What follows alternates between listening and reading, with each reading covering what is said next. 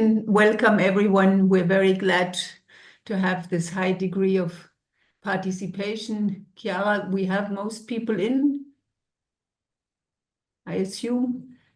And today is about exploring economic instruments in spatial planning for enhancing biodiversity value. And this is divided into different parts. So first we have a brief introduction by the project leader, Maria Rosario Partidario. And then we have an input from our side and then working groups, which we then bring together in the last part where we hopefully conclude and thereby bring together input from theory and our experience, and then input from practice and your experience to jointly see how we can improve the use of economic and financial instruments in spatial planning.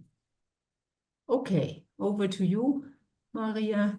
Okay, thank you very much, Heidi. Good day to everyone. Thank you very much for your participation and interest in our discussions. I just wanted to introduce to those of you that have not been familiar with our research project.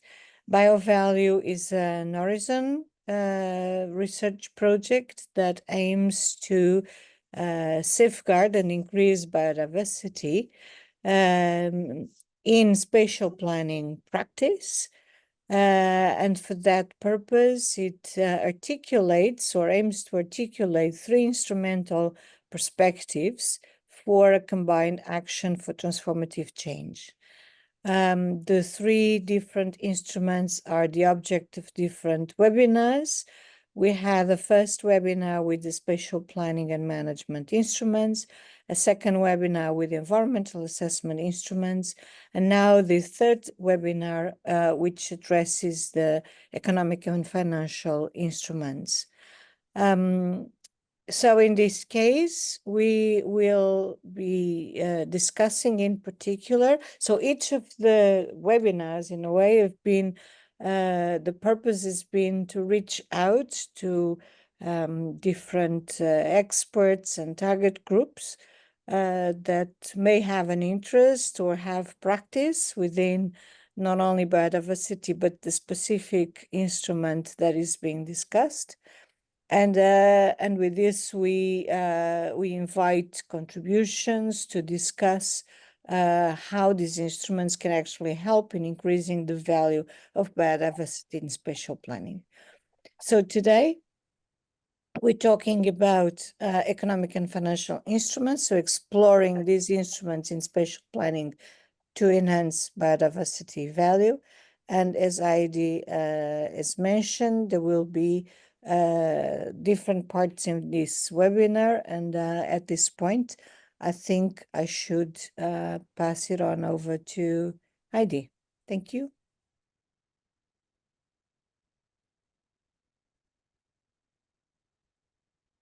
Okay, thank you very much for this brief introduction and overview. So the economic and financial instruments are the third perspective after the spatial planning and the environmental assessment. And the idea is to understand how these economic and financial instruments can help enhance and improve biodiversity and the value it provides to people, both individually and then in articulation with the other instruments. And we do this across different levels of implementation. So you'll see in the input that mainly Yuan Zhao will be giving, we look at EU level developments with the renewed Sustainable Finance Directive, but also national or all the way to local level implementation instruments, which is the main focus of today's webinar and the working groups. We do this along the mitigation hierarchy, so for all the different steps, from avoiding to compensating or offsetting, but especially also a main aim of this project is to see how can we enhance biodiversity, not only avoid that it is being lost.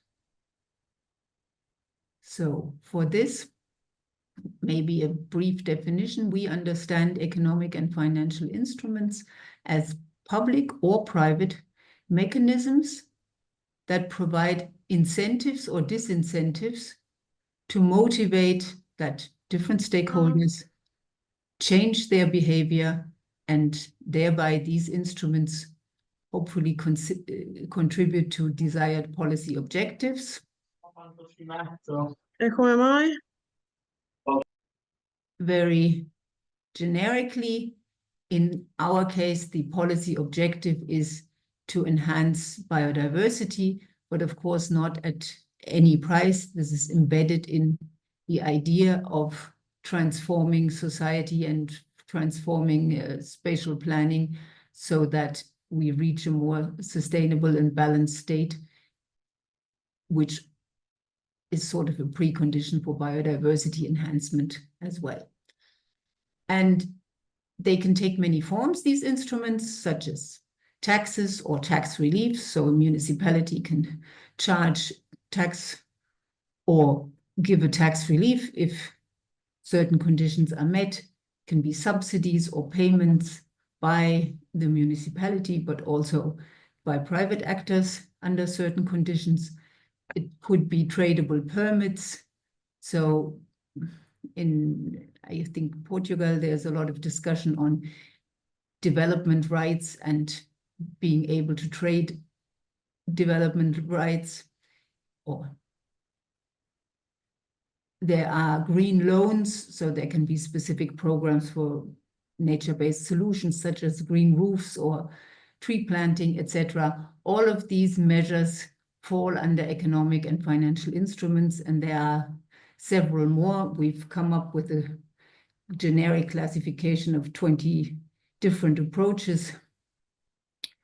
And I'd like to mention one example from our arena. So the project has 3 arenas in Germany, Portugal, and Italy. There's sites where we collaborate with municipalities, or in the case of Mecklenburg-Vorpommern, it's the Bundesland, so the regional level authority. And they have an interesting program called More Futures, where you can buy CO2 certificates, and the proceeds from this are used for re-wetting the former wetlands that have fallen dry in between, and thereby avoid emissions. And this is measured and insured. And it's a way for companies or private people to compensate their CO2. And it has been quite instrumental in re-wetting areas in this country. So with that, I hand over to Yuan Zhao for an overview of some of the things we've been looking at in our. Thank you very much, Heidi. I would like to continue with why are the economic and financial instruments relevant for enhancing biodiversity. We can have a quick look at the different actors involved in biodiversity and ecosystem-related activities. Typically, there are stewards, who are the ecosystem managers. For example, in the case of More Futures that Heidi just mentioned, stewards are the wetland farmers who need to take rewetting measures to improve the status of the dried and not dried wetlands. In other cases, stewards can also be farmers, nature park managers, or private landowners. As a steward, conserve biodiversity and contribute to ecosystem service provision, there are also beneficiaries of ecosystem services. They often have a direct or indirect interest in the ecosystem service provision. And in the case of More Future, the beneficiaries are the general public who benefit from the increased resistance to climate change. In other cases, they can also be private companies, individuals, or certain organizations. In addition to stewards and beneficiaries, there are polluters who have negative impacts on biodiversity and ecosystems. The polluters can be, for example, developers, companies, or other individuals.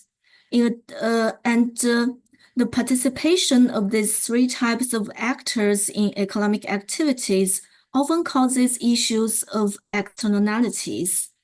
They are the indirect costs or benefits that are not reflected in market prices.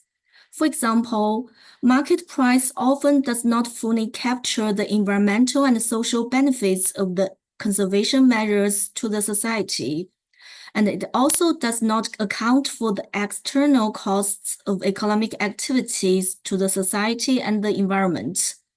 This leads to the issue that the stewards are often not being fully compensated and therefore a lack of motivation for conservation. And on the other hand, the beneficiaries and polluters are not paying the full cost, and thus overexploitation of resources. And in the end, there are conflicts between private and public interests for conservation. The economic and financial instruments are often designed to solve these conflicts. In the design of such instruments, we may ask, does the steward earn? The steward earns means that there would be monetary compensation for their conservation efforts and therefore enhance the supply of ecosystem service provision. And does the beneficiary pay? If they pay according to the demand theory, potentially there would be a reduced demand for ecosystem services. And for the polluters, if the polluters pay, when there is a price for their activities that damage ecosystems, it may deter people from the damages. And from the perspectives of environmental economics, we often call them steward earns, beneficiary pays, and polluter pays principles. These principles are transferable for the spatial planning context. For example, the developers are often the polluters when there is new land development, and the landowners can sometimes play the role of steward when they are capable to implement or adopt environmentally friendly practices in their own land. And they can also be beneficiaries from public investment on the improved landscape in the surrounding areas. In each planning phase, we may have all three actors related to specific biodiversity and ecosystem context. And it is important to identify who are these actors and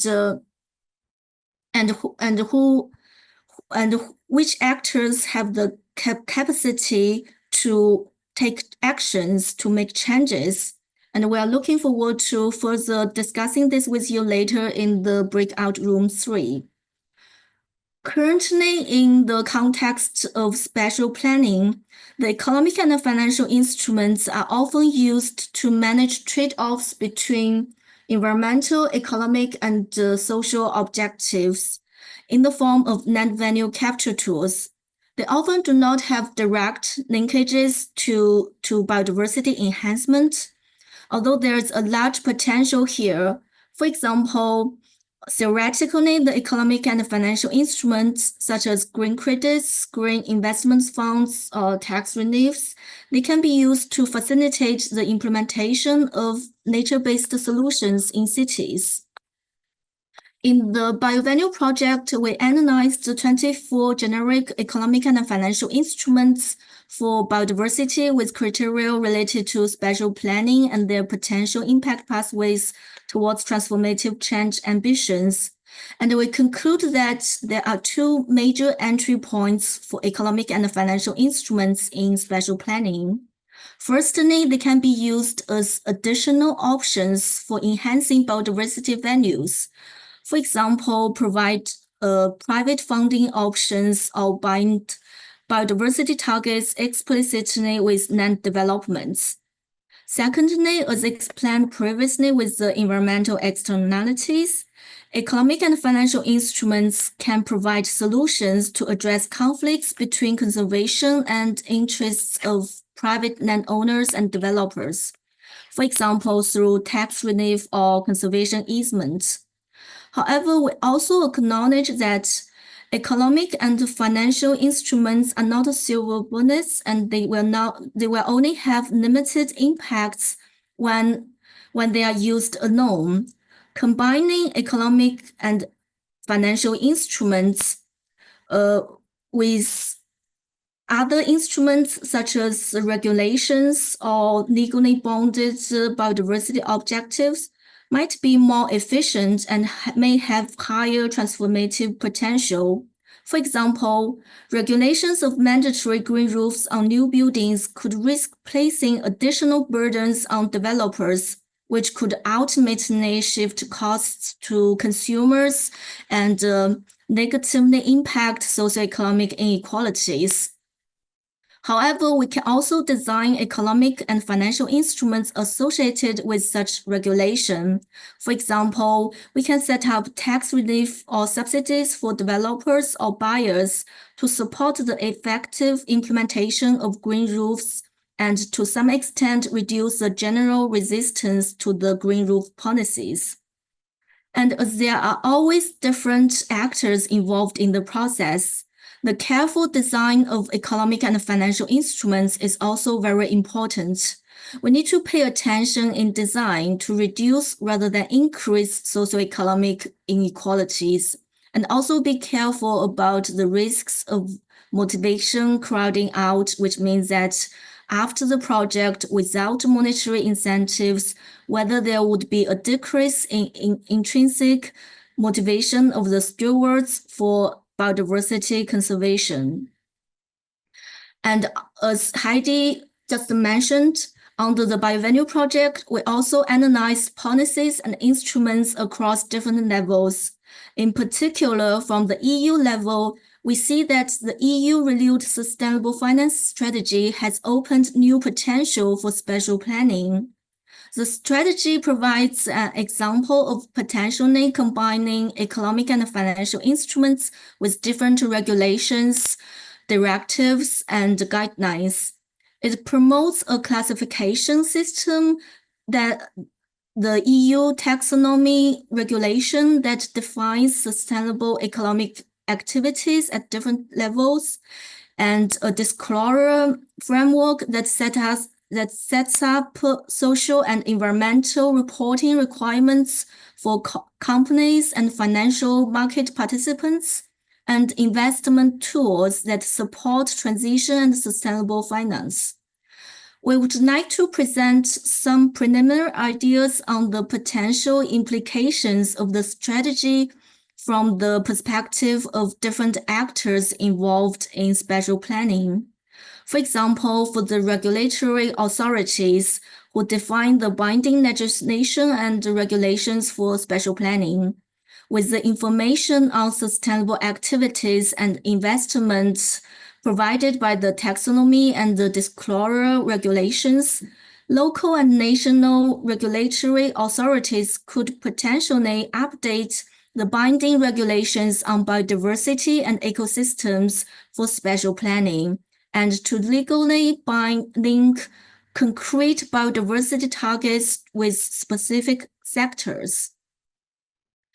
And the Corporate Sustainability Reporting Directive mandates companies to report information for assessing corporate social and environmental impacts, and all the reporting information needs to be transparent for different types of end users, including the planning authorities.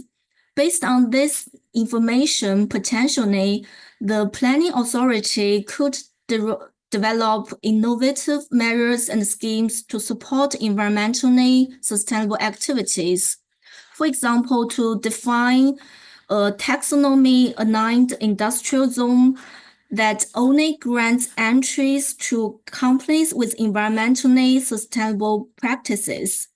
They might also unlock collaboration potential for sustainable development.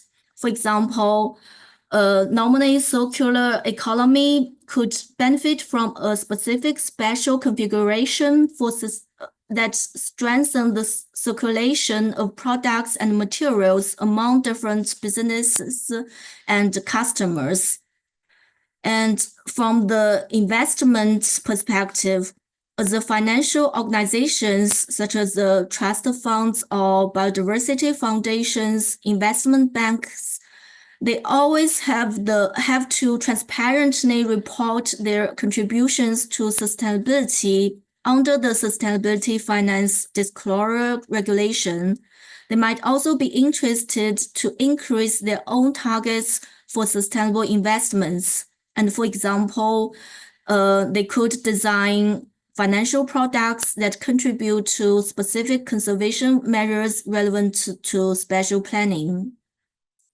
There are also potential implications for the companies and the general public. On the one hand, the proposal of potential economic zones for sustainable activities can be initiated by private stakeholders such as companies, landowners, and land managers. And on the other hand, as companies are mandated to disclose their activities related to environmental, social, and governance sustainability, this might motivate companies to identify business opportunities in the context of biodiversity and ecosystem services, and could provide further opportunities to implement economic and financial instruments in spatial planning contexts. And for the general public, the increased transparency of information could enable NGOs or citizen groups to press for specific lower limits or obligations to increase contributions for biodiversity and ecosystems in both urban and rural areas. To conclude, economic and financial instruments can mobilize additional biodiversity financing sources from both private and public sectors. And with careful design, economic and financial instruments can help reduce socioeconomic inequalities. For example, as many economic and financial instruments employ the steward earns principles and require participation of different stakeholders along the process, it highlights the potential of inclusiveness for biodiversity conservation in spatial planning processes. And the economic and financial instruments have potential to promote biodiversity in spatial planning, along with and in addition to the mitigation hierarchy. However, the use of these instruments in practice is relatively limited. We're also very looking forward to hearing about your experiences later in the breakout sessions. And lastly, the increased transparency of sustainable contributions of companies and financial organizations with the renewed EU Sustainable Finance Strategy open new opportunities for spatial planning actors to leverage fundamental changes to enhance biodiversity values along the planning processes. And thank you for your attention, for the input. Please don't hesitate to ask if you have any questions. Yes, thank you very much. So maybe we can collect questions in the chat in case there are any. And maybe we leave a minute time so we get an overview how many questions there are, and then people can also raise them.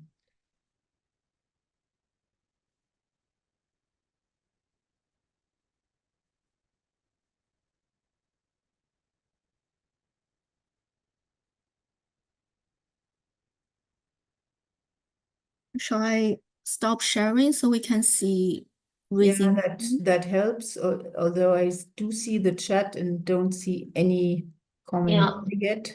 No, any comments? Maybe we can. People can also raise their hand if they prefer, and I will let you know if there are something written in the chat For now, there's no comment. Yeah, so Isabel Lupa, please. Hi, everyone. Thank you, Yuan Zhao, for the presentation. I think it was very clear and very well structured. Really good job. I was wondering when you were in the slide where you were mentioning the combined effects of this instrument with others, and you gave, for instance, the example of the green roofs.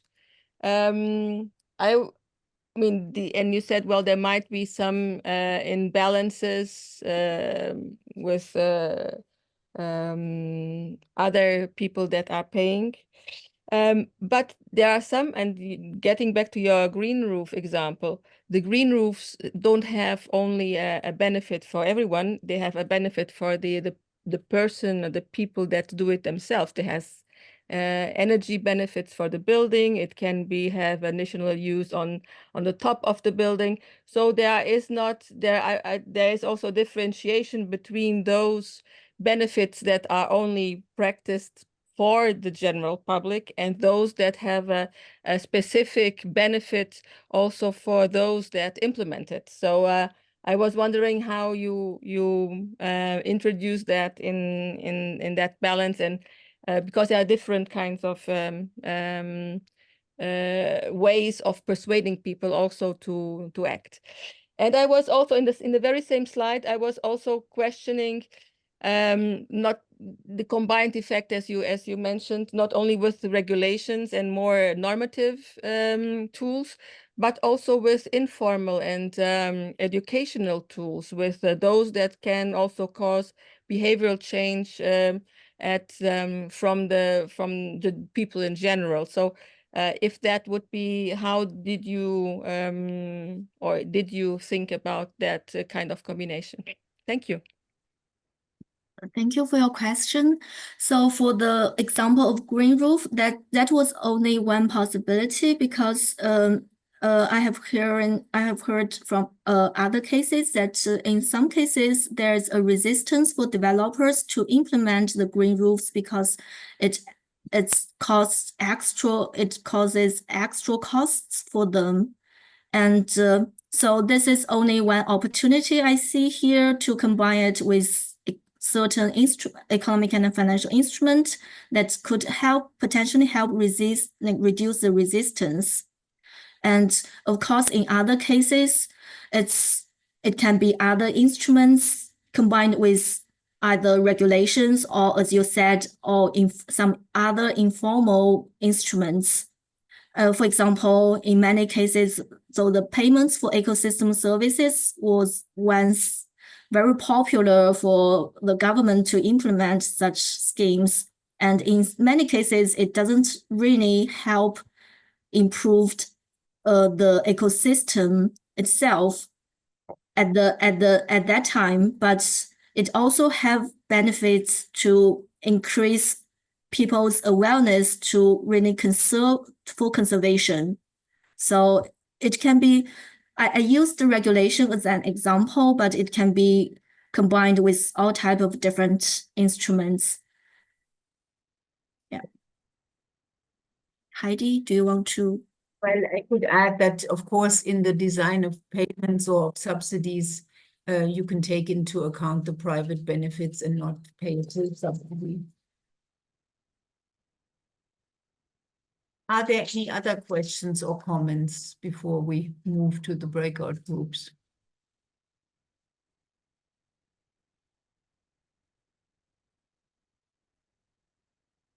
I don't see any. There's a question in the chat, Jenny Okay. Smith.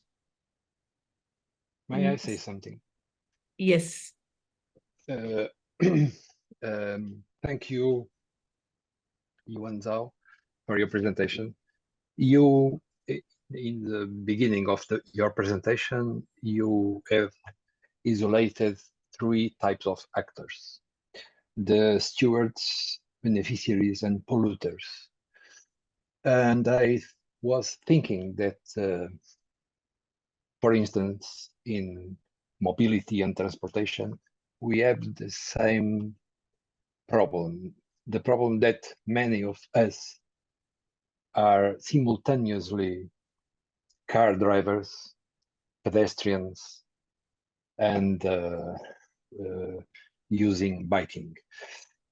Here also, some stewards can be beneficiaries and at the same time polluters. In the second,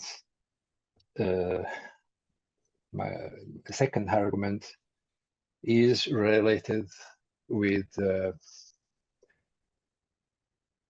all this issue cannot be just a business involving payments and earnings.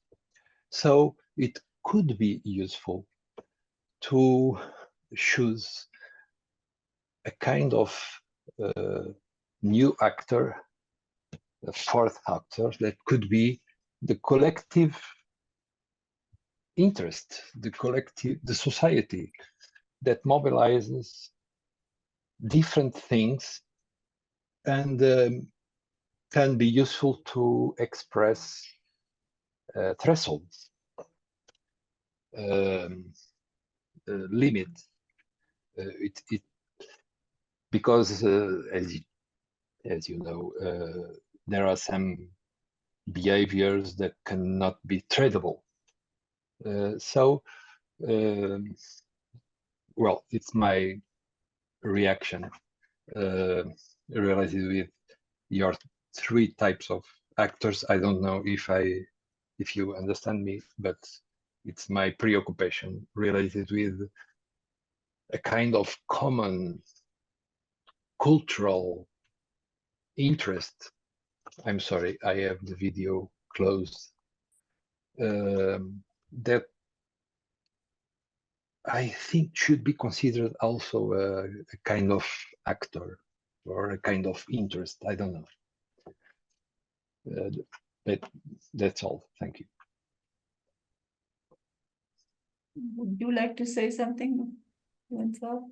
Yeah, I agree with George that sometimes the actors can be complicated.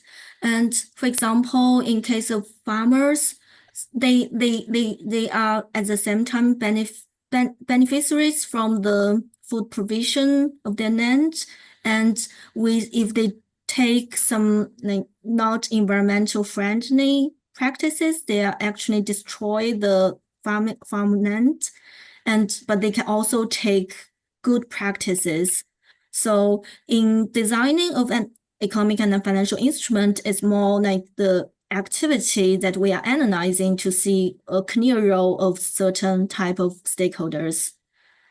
And also, as you have mentioned about the collective interest, for example, the general public could be the beneficiaries of certain activities. So we can have a more detailed definition of different type of actors. It's precisely because these things are so entangled in practice that we find these concepts useful, because almost any instrument, not only the economic and financial ones, can be understood in terms of who benefits, who has costs or needs to do something, and what activities are involved. And precisely because they are so mixed in practice, it helps to disentangle.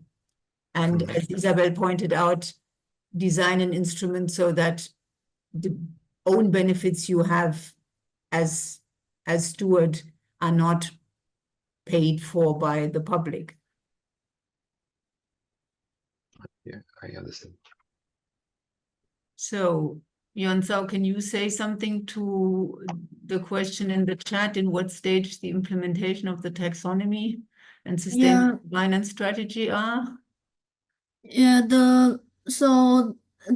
it's both are in process. So it's a long process initiated from like since 2018.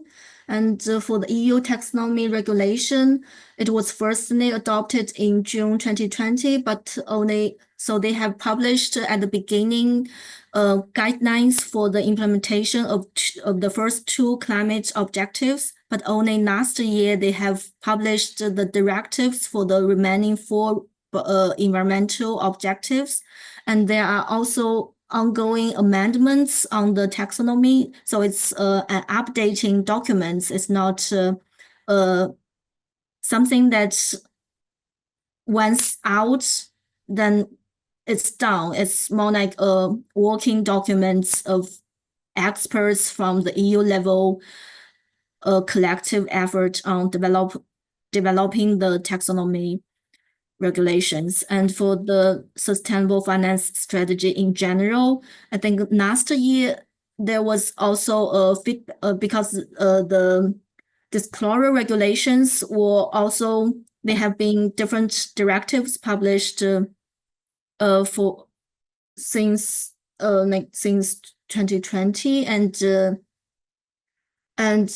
last year the commission has launched a feedback round. I think they will have some evaluation report published this year.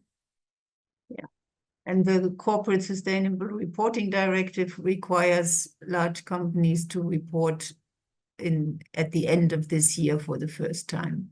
Yeah. Okay, and then we have an interesting question by Lone in the chat. Can we talk about immature landscape where actors are uncertain about how to initiate new actions, whether in their value chain or on their land?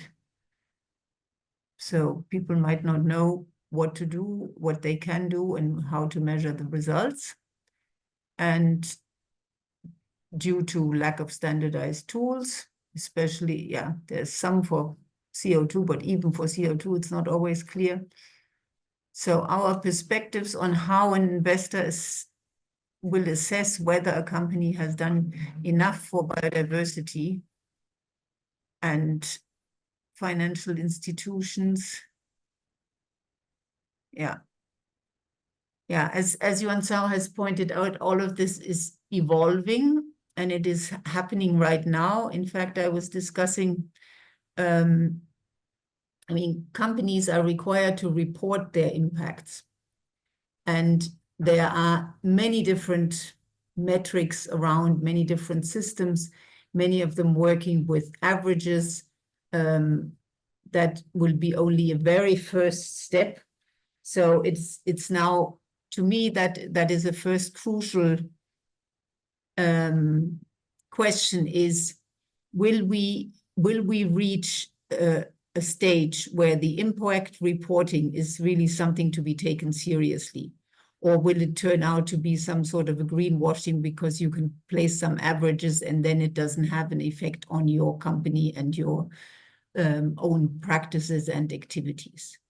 But yeah, and so far the EU directive is the only one that is really requiring companies to think about their impacts. In all other parts, the main focus is on thinking about how biodiversity change will impact their business, which is something they should, of course, be doing, and it's in their own self-interest. But for the public, of course, it's much more important to know about the impacts they have. So I think this is really a crucial moment we're passing through over the next couple of years, whether these impacts will be some average levels and you can sort of pick and choose the system in which you report to suit your purpose best, or whether we manage to come up with metrics that really make a difference and really show companies, okay, if you change this, you'll improve on that impact, and then actually create an incentive for action.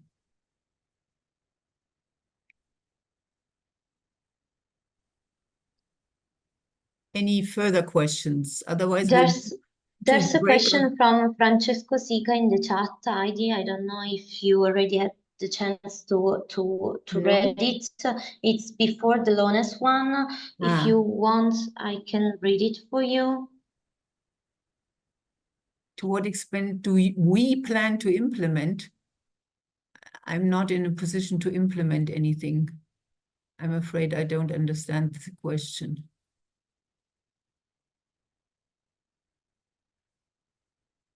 Hi, sorry. So the question is about the consideration of this principle that is in the taxonomy strategy with concern the monitoring of the impacts of the economic activities in general according to the sustainable finance strategy. And so my curiosity is about what do you think to consider this aspect in the analysis of the financial economic instruments in general? Yes, I mean, I think that is very important. And the idea, our idea of using economic and financial instruments for biodiversity enhancement, of course, requires that it doesn't do significant harm.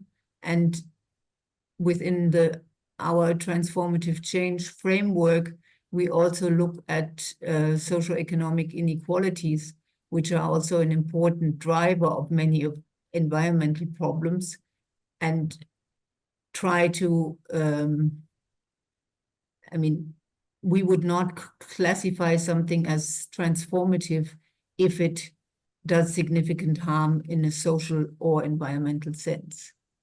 But how this can be implemented at EU level, I mean, in a research framework, you can easily combine all sorts of conditions, but how this can be implemented in real world setting and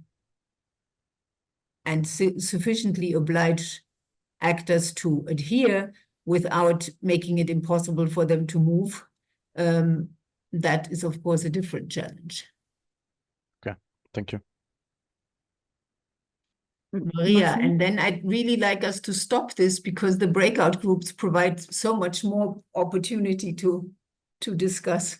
Yeah, I just wanted to add to your explanation, Heidi, that well, there's two things about no significant harm. One is that the EU still misses to define what is significant harm, and that's one of the things that needs to actually be defined.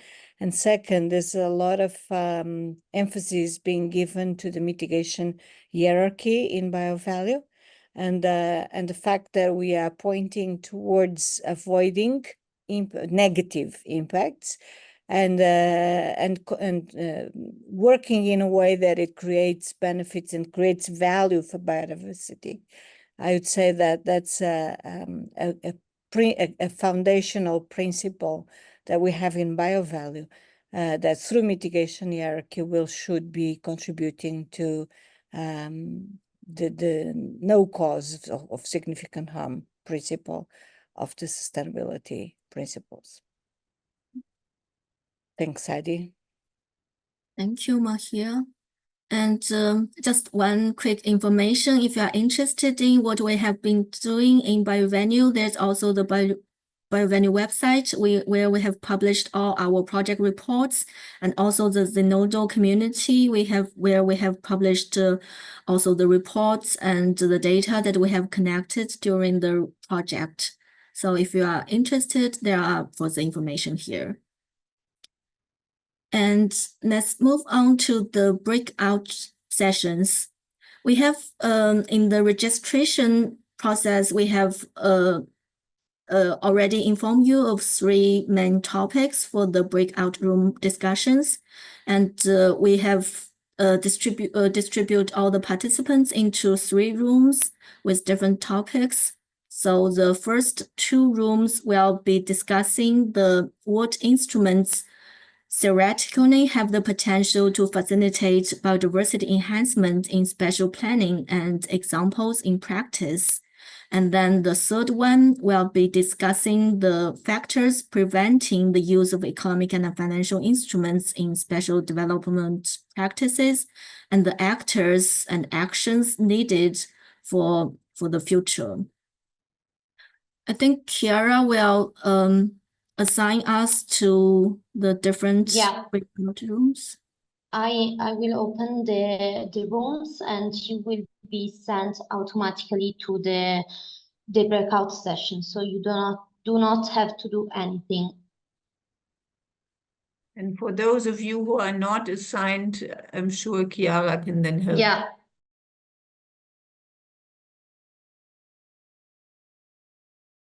Okay. So people are coming back from the groups. Thank you for bearing with us.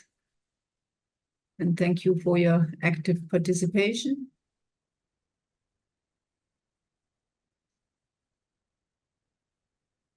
Still have people coming, I have the impression.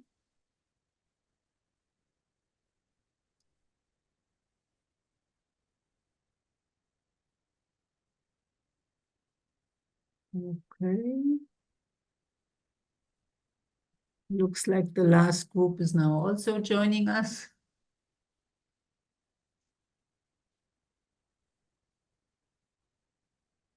Okay, so thank you all very much for participating in the groups. I would now suggest we have a quick reporting back, pointing to some of the highlights.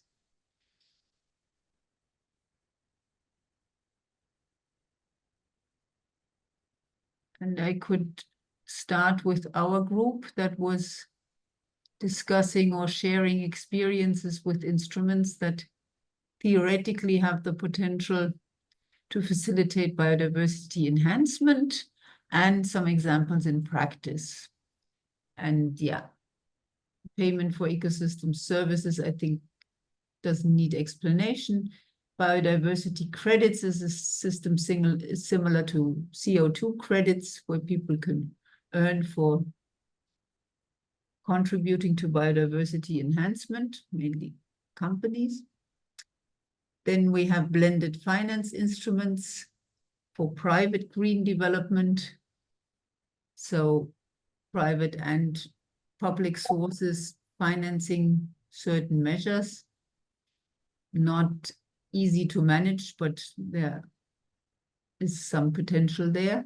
Then we discussed eco-certificates or certification of products that have been produced in a more sustainable way, and the problem that this implies a lot of additional costs and efforts for these companies to prove that they are actually managing things sustainably. And then the option of thinking of this more as the first step in a transition, where you can start to pave the way towards more sustainable practices by showing it's possible, and by showing, okay, it will slightly increase the price, but giving consumers some first contact and experience, and then step by step the regulatory system could sort of close the gap and make different things mandatory, so that in the end there's no longer a need to prove you're doing better, but it has become the new normal. Yeah, then we had land value capture instruments such as purpose taxes that can also be used for biodiversity enhancement. More futures could integrate other ecosystem services like biodiversity, and I think they're actually thinking about that.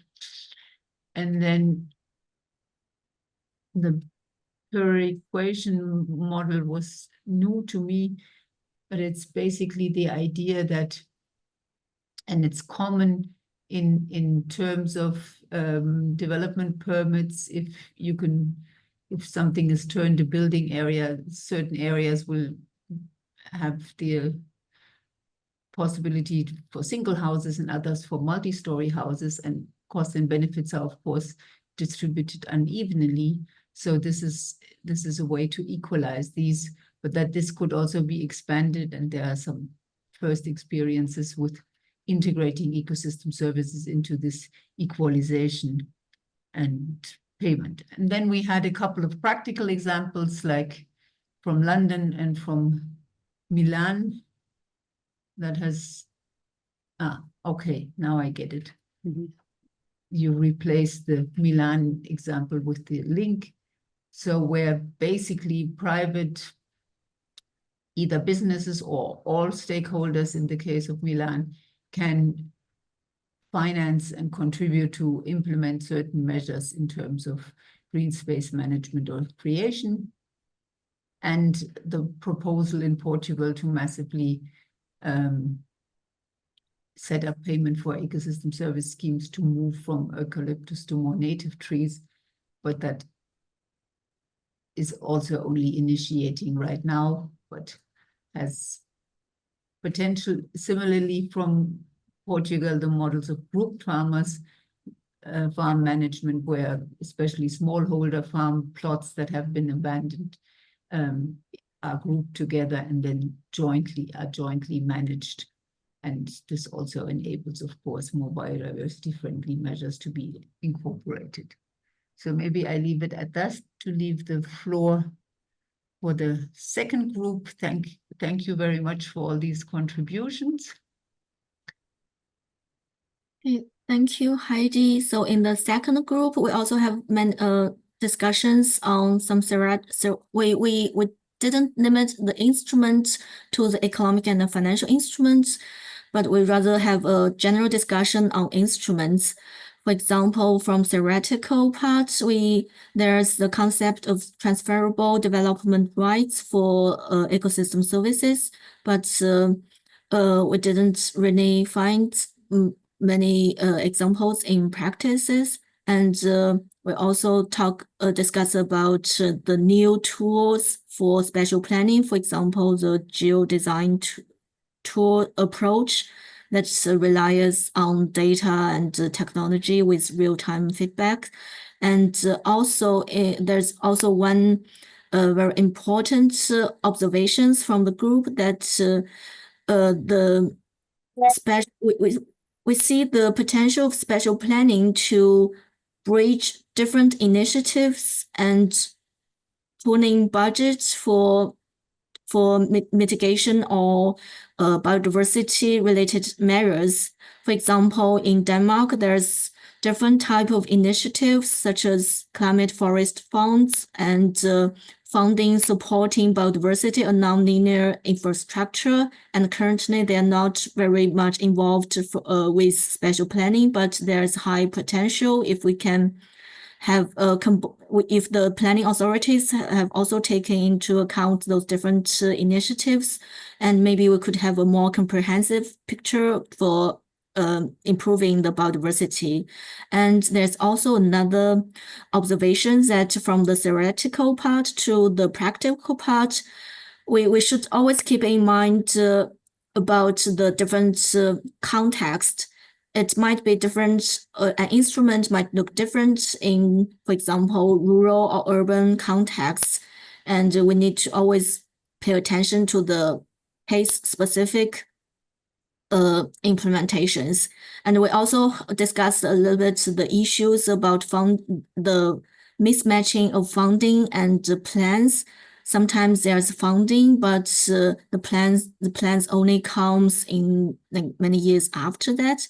And potentially, maybe we could have a strong authority to push the environmental and biodiversity agenda. I think for this part, it might be discussed more in detail in the third breakout groups.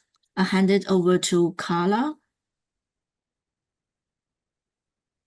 or Jenny. Yes, I'm actually the one going to do the talking. Yes, we had a discussion on the factors preventing the use of economic and financial instruments. And we had different aspects there. For example, the attitude, the changing of routines and the culture. But also like practical examples from, for example, a scheme on payments for ecosystem services, where it was not easy to calculate the transition costs. They were too high, but then it was difficult to put a program into place to address these costs. But there's also other preventing factors, like, for example, the lack of qualified staff, or the need for public recognition of best practices and examples, lack of knowledge, lack of addressing multiple roles of actors. for example, that they can be at the same time beneficiaries and polluters. And this brings us to the actors and the actions that are needed for developing and implementing instruments that are beneficial for biodiversity in spatial planning. And there we had the example of private developers that did valuing of ecosystem services for a development in a wetland area, as a new practice that was in place.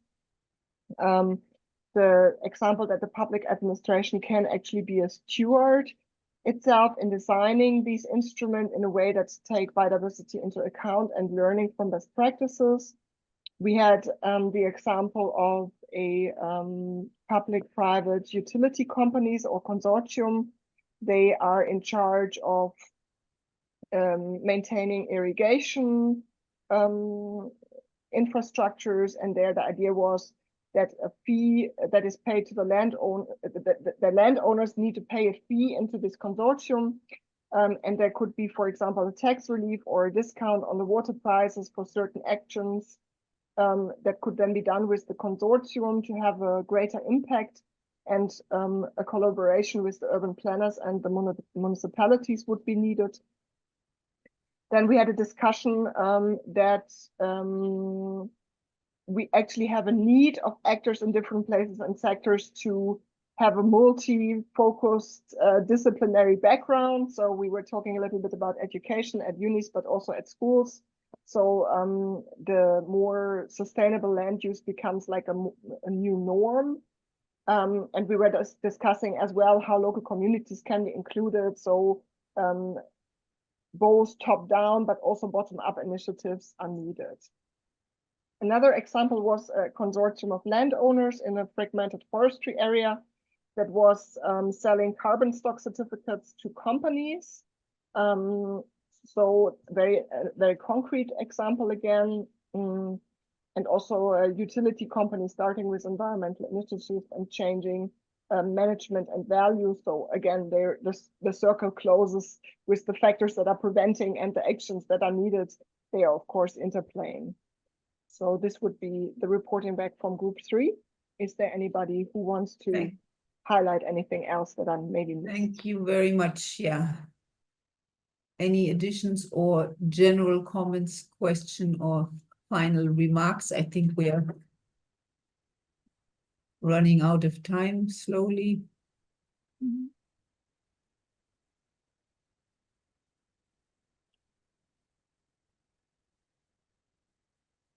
Okay, so I have learned a lot.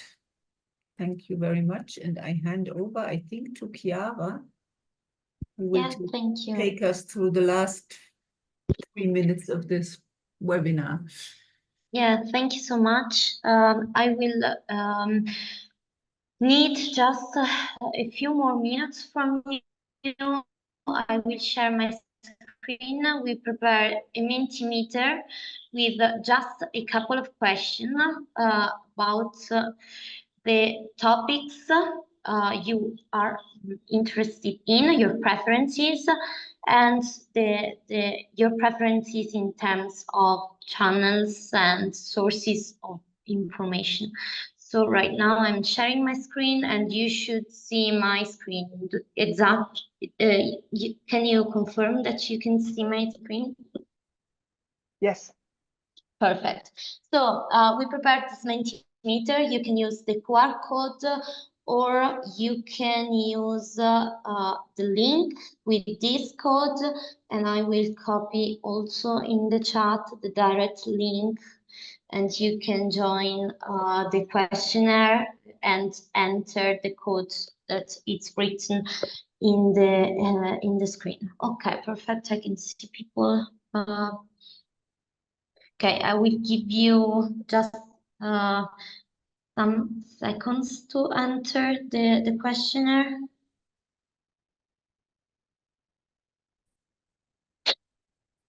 Okay.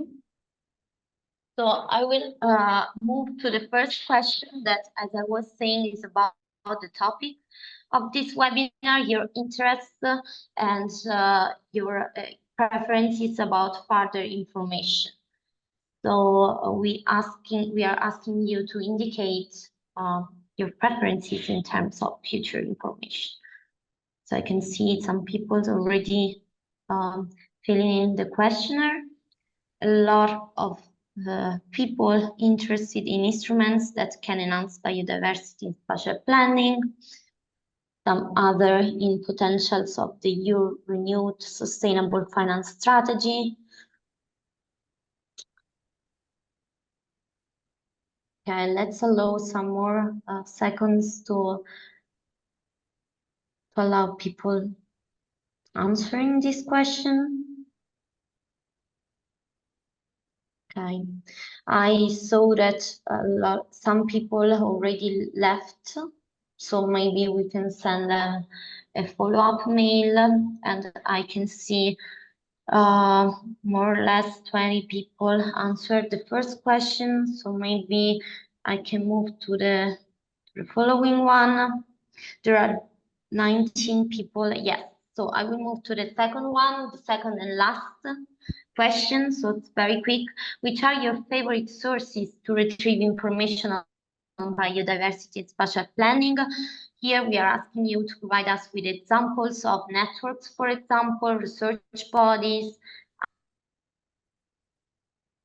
associations, platforms, newsletters you are subscribed to, websites, etc., that you represent a valuable sources for your information. So if you have some example, I kindly invite you to provide it by inserting the text. So newsletter, it would be great if you can provide us with some example, for example. What kind of, there is a specific newsletter that you are subscribed to, which kind of website,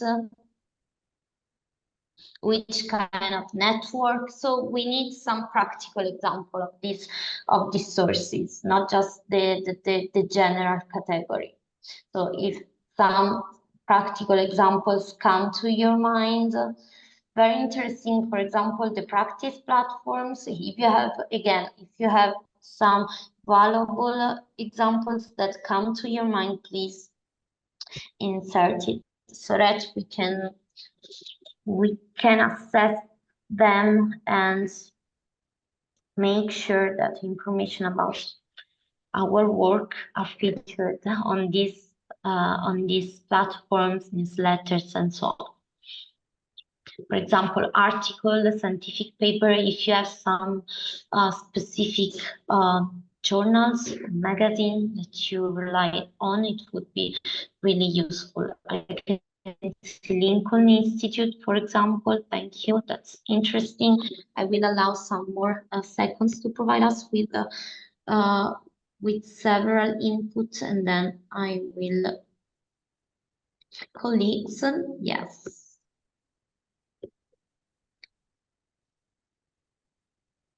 Okay.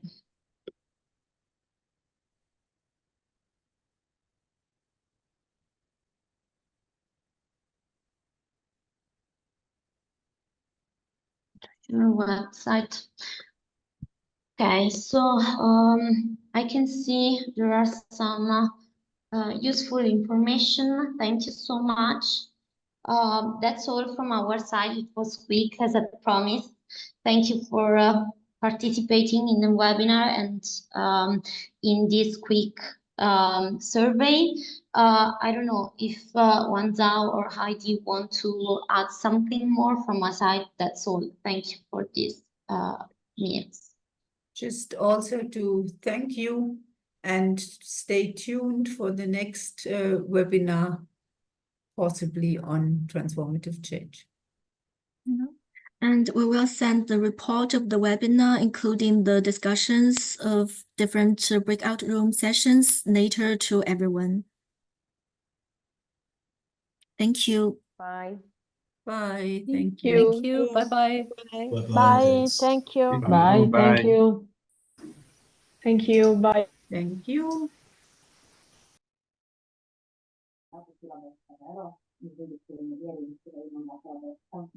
Ieri quella in italiano, oggi quella in inglese.